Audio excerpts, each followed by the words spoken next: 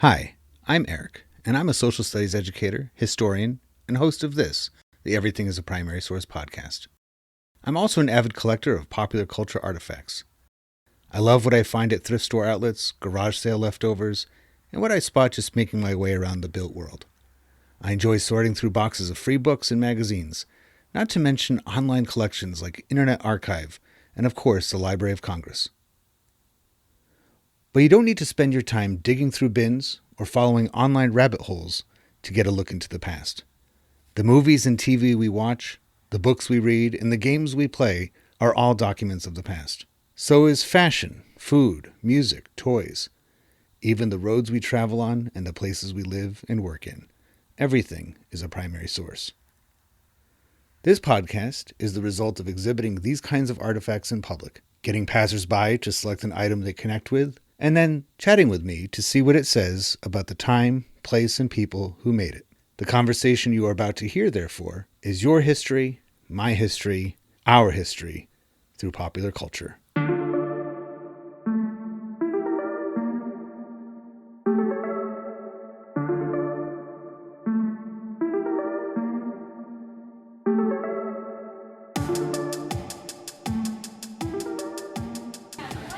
So I'm sitting down with Crystal at Free Comic Book Day in Rochester, New Hampshire, and this is the last of the citywide Free Comic Book Days. Have you been involved in these before? This is my first one, so I'm kind of sad it's going to be the last one, too. Of this size. The people at Jetpack Comics who organize this keep telling me, they're like, well, we're going to keep doing it because it's a national thing. It's not just, but we just need to scale it down a bit. It's getting a little bit difficult to manage all the time, and they devote a lot of money and energy into it, so it's understandable, but it'd be kind of too bad because it does bring the community together pretty well, and absolutely, it's a big attraction. So from my table of pop culture stuff, you chose a pair of things. So we have Charlotte's Web by E.B. White. Yep. And the copy of it, I'm not exactly sure when it came out, but it's, I'd say, relatively recent. The book itself, I want to say 50s? Does that sound right? 50s or 60s? Maybe even earlier. I would say probably like 60s. I'm sure it's somewhere in there. Let's see if I can find it. And the other thing that you spotted, which is right next to it, is a VHS tape of a short film made about Beverly Cleary's The Mouse and the Motorcycle. Correct. And I would say that both of these share in a couple of things. One, animals that take on human traits and abilities, more so in The Mouse and the Motorcycle. Charlotte's Web, they can talk to each other, but in Mouse and the Motorcycle, he actually rides a motorcycle around, which almost adds like a sci-fi element to both of these, or at least fantasy.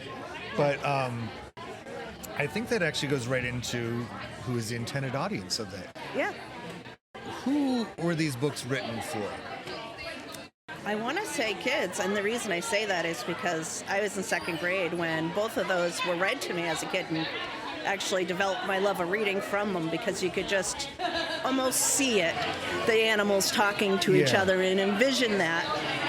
And I just absolutely loved Charlotte. I mean, the spider, the web thing, that was so cool. Well, and it's that book in particular, between the two, I think has a lot more philosophy and wisdom that they give out, and it's showing that even in the barnyard, the most forgettable creature, a spider up in the corner of, you go to any barn in the country, and in the summertime, there's countless spider webs everywhere that they're bestowing this brilliant way of seeing life, and it's showing that even animals have these perspectives on us. We might not realize it, but they do. And so, did having this book read to you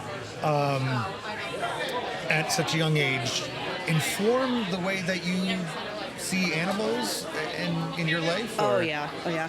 I am an animal lover, but I am the type of person, just like people, they have feelings, they have, so even, a significant little spider, look how much of a difference. I know it's a story, but look how much of a difference in the story. That's awesome symbolism.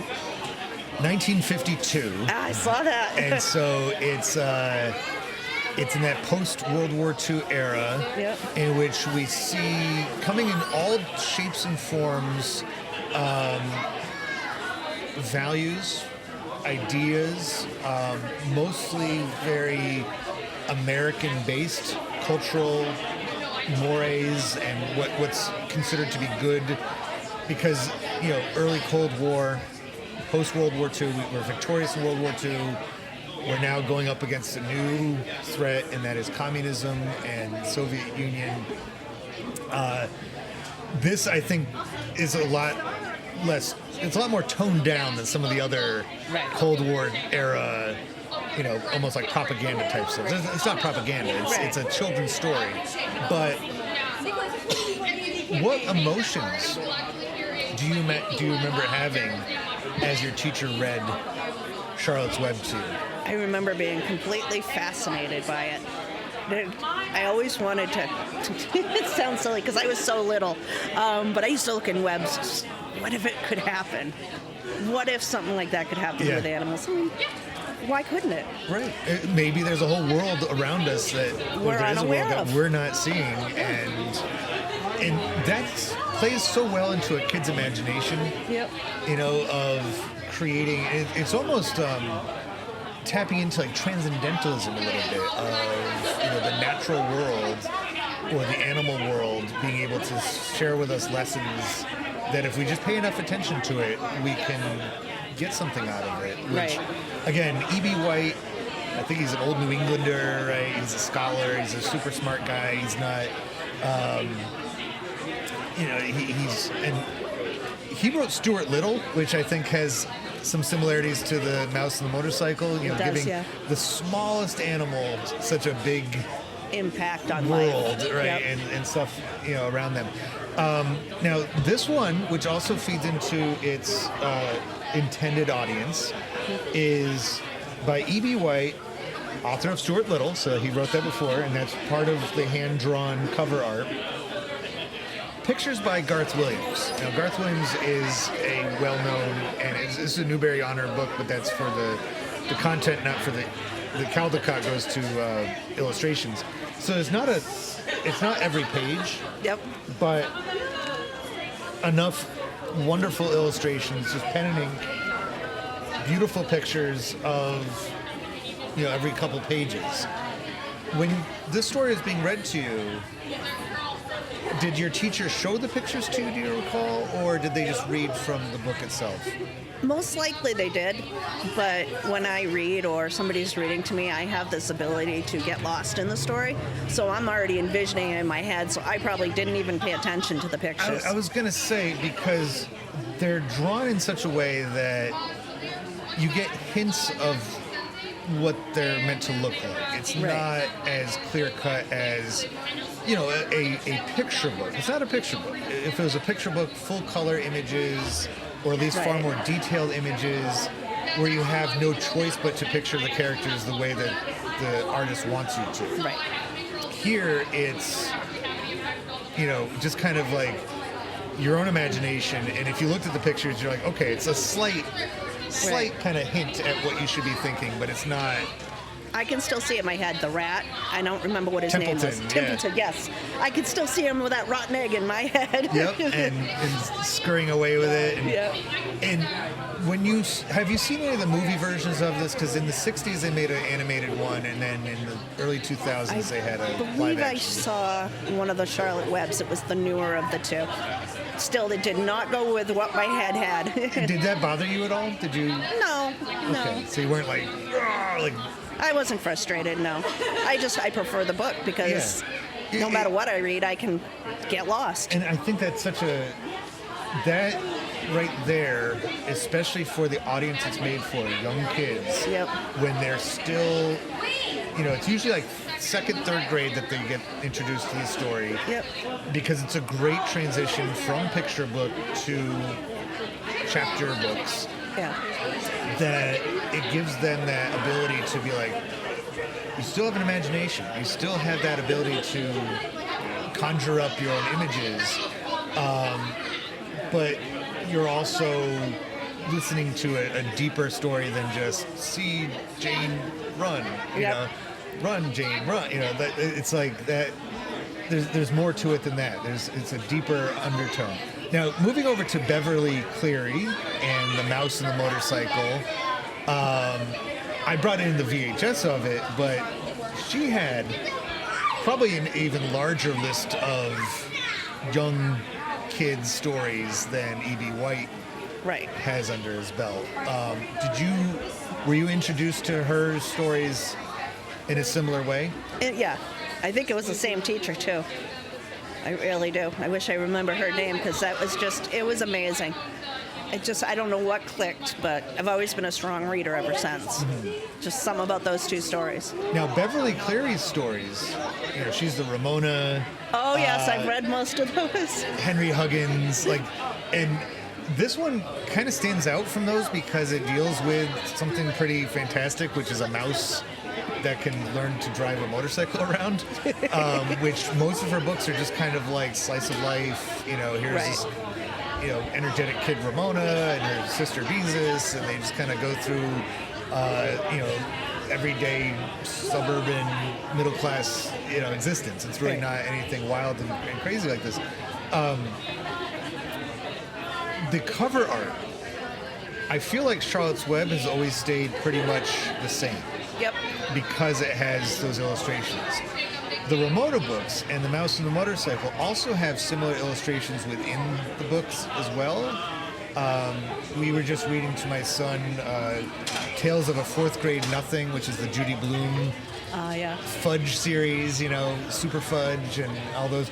And they're right there with Beverly and Cleary. I used to confuse the two all the time when I was a kid because my teacher, even if she wasn't reading them to it, like the books were always like kind of together on the shelves. Yep. And very similar cover art. I feel like teachers in the period following these books' publications just had all of these to pull from. And even though the cover art might change, the stories within them remain the exact same. Absolutely. And what does that tell you? And that the audience doesn't ever change either. What does it tell you about these kinds of stories geared towards that specific age group? What does it say about that age group? That age group. Especially when I was younger, because we didn't have a lot of the toys and stuff that the kids have now, is your imagination is what kept you going during the day. You went outside to play, and it wasn't just, you weren't just outside, you were imagining things around you, and the world was so much different. These stories stand the test of time because it's values,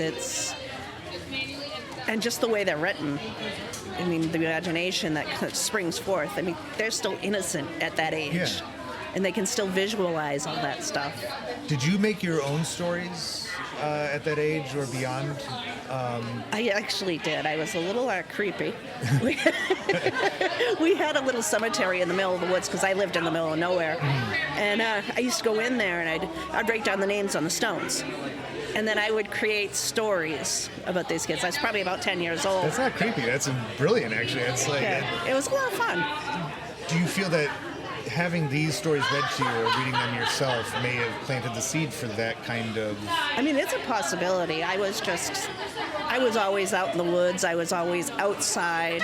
And I'd build forts and, make-believe was my life. That's what I did. And I suppose there's no reason you shouldn't do this or couldn't do this. You could write that right there, what you just told me, sounds like the plot line of any one of these books. Absolutely. A little girl, Crystal, who, I can kind of envision you could go a mystery route of it, right? Yeah. There is actually a story called Wait Till Helen Comes. Do you remember that one? No, I don't remember that one. Late 70s, I want to say.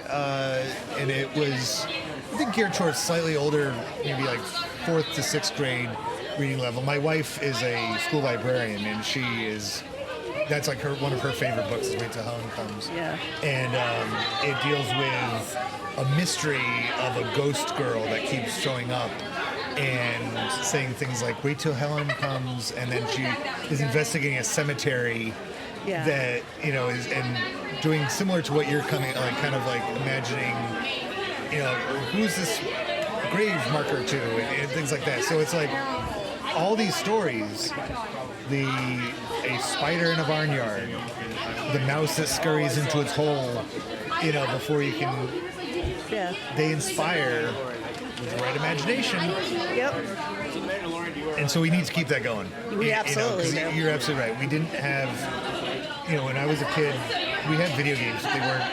They were a basic Atari. Right. They weren't enough to keep us like inside for hours, and we would immediately find our way out. So it's like these came at the right time and offered that initial inspiration to then become creative ourselves and then pass that down in our own ways later on. So thanks so much for stopping by and doing this, and I look forward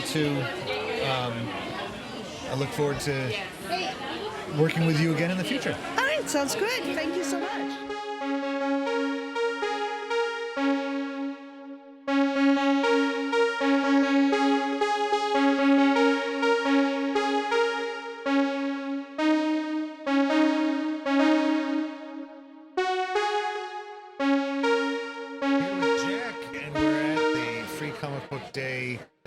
Festivities here in Rochester, New Hampshire.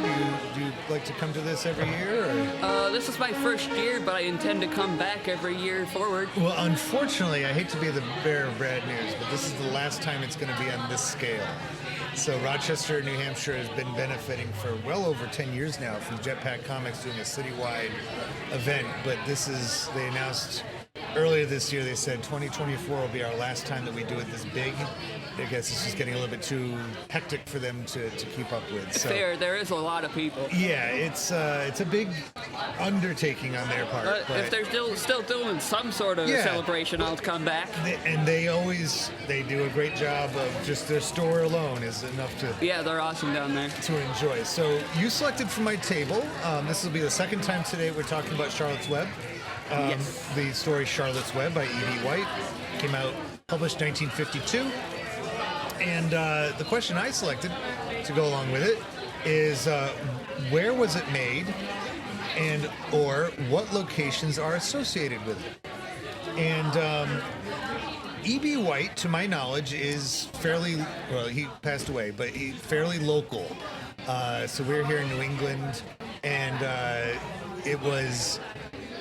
I don't know if they say it in the book exactly, but there are 4 seasons throughout Charlotte's Web, aren't there? Yeah. So we assume it must be somewhere in the Northeast or somewhere in the North where there's a farm and there's all this thing. Somewhere temperate. Yeah. So what does that tell you about that story and the time period that it came out in, that they made sure to put it somewhere that has a 4-season cycle to it? Because I feel like that's part of the story, isn't it? Yeah, I feel like it. I don't remember a lot of details. Last time I read it was in school, but usually in stories, seasons help pace it a lot. They help this is one chunk of the story. This is in spring, and then the next part happens in summer. And it's a really great pacing tool in literature. Especially with a story about a barnyard. Yeah. And the lifespan of a spider is pretty short. Yeah. It's less than a year, so... A surprisingly depressing kid story. I know, well, and that's what we were talking about before, is that it is definitely geared towards kids.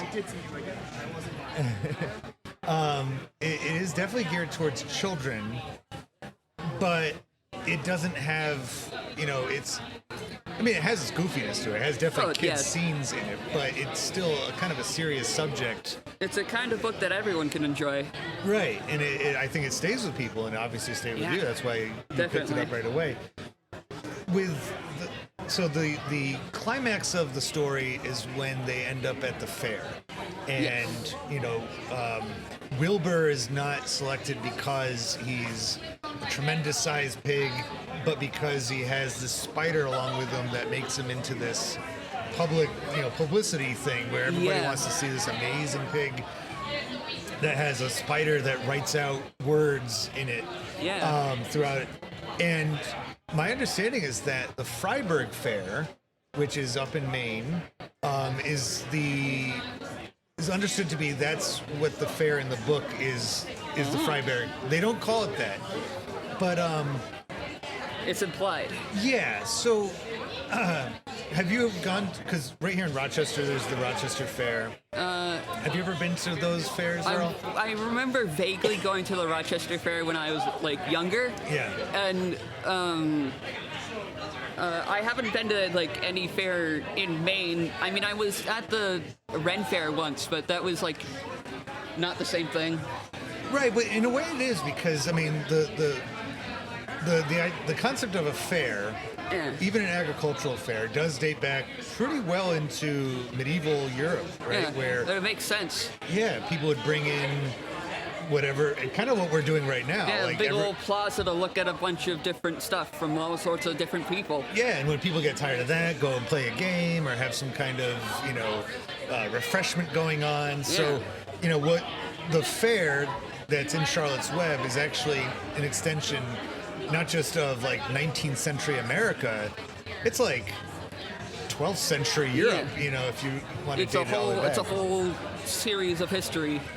And do you think that also, because the main locations associated throughout Charlotte's Web is you have Fern's farm, her uncle's farm, where most of the action takes place, is because, they're going to kill the pig at the beginning, and then she saves it, and it goes off to her uncle's farm, where it keeps getting spared, over and over again. Spared. And then they go beyond that to the fair, and then they come back to the farm. So there's like 3 different places on it. The fair is in that last act of the book. Do you feel that, given the time of the year that most of these fairs take place, which is the fall, early to mid-fall, do you think that has... You mentioned before about pacing of the story. Yeah. Do you think that it has a role in it too? Yeah, it's like this big... It's the big event that kind of like the... I don't know. I don't remember if it's been mentioned in like... Was it mentioned earlier in the story at all? As far as like, they plant the seed like early on and be like, oh, we're going to bring this to the fair. I don't think so. I think it's just kind of implied that that's what rural people do. Yeah. Well, that if you live in a farm area, that's what... With the whole rural context, it's like, even if you don't know about it like ahead of time, it's like a big thing that coincides with the climax of the story. Yeah. It makes it even more exciting. It's like for that demographic, that is their year. Yeah, kind of, it's like the climax of the year. Yeah, is the fair. Yeah. Whereas somebody in a big city or even in a suburban setting wouldn't be, they might go to a agricultural fair as a way to get a taste of the countryside. Yeah. They're not necessarily going because it's the centerpiece of their year. They have that kind of stuff on hand all year round. They don't need to wait until October. Yeah, grocery stores and stuff. Right. Just they don't need to, and they're not too concerned about the biggest pig or the, a cow milking contest. I don't know if they have those or not, but it's like that. In 1950s America, to your knowledge, was there a changing landscape that E.B. White may have tried to preserve urban or rural culture in like a time capsule almost in Charlotte's Web? It seems kind of like that, yeah. Like, what was happening definitely look through this and see that snapshot of time. Yeah. Have you seen any of the movie versions of Charlotte's Web? I must have seen it like once in school, but not in my like adulthood. Because they have like, there's the animated one, I think was like 1970. I think.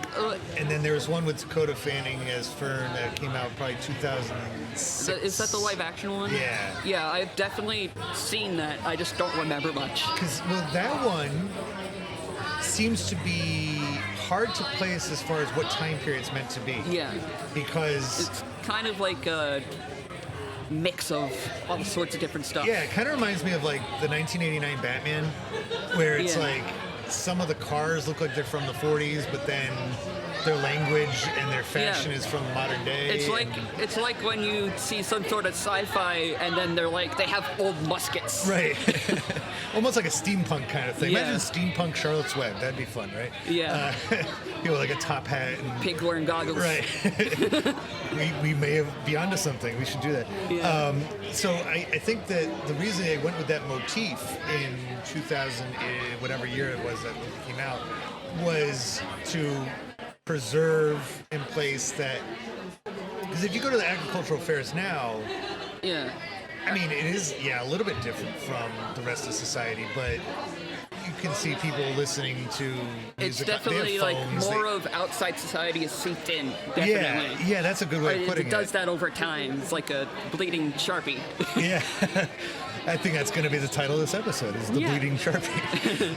You put it so well, and I think that you just proved exactly what we do here, and that is to dissect and to figure out, in this case, how Charlotte's Web, just the locations that they associate with it, is very emblematic of the time. It's the 1950s. I mean, that came out in 52, so it's post-World War II.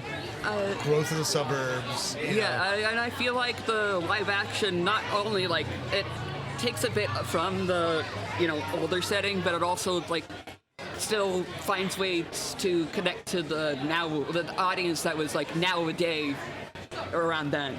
Yeah. So that's probably why it has a whole sort of mix of stuff. So it calls back to the original book, but it also piques the interest of the younger people. Yeah, because they inserted, I would say, all the huge, the scope of the actors and actresses that provided their voices in Charlotte's Web. You had Julia Roberts as Charlotte. Yeah. You had Andre 3000 as one of the crows, which are not characters in the book. So they're inserting as much of the spectrum of as much of the pop culture of the time as they can. Yeah, so that they could get grandparents, because by that point, grandparents had grown up with the book. Yeah, the grandparents can sit down and watch it with their kids, still get a taste of the old book while the kids sit there and enjoy the pop culture references, I guess. I think we just put the stamp on this book. We said, we got you, we understand it perfectly. And I really appreciate you taking the time to do this. Of course. That was a lot of fun. I give you permission to use this on the internet.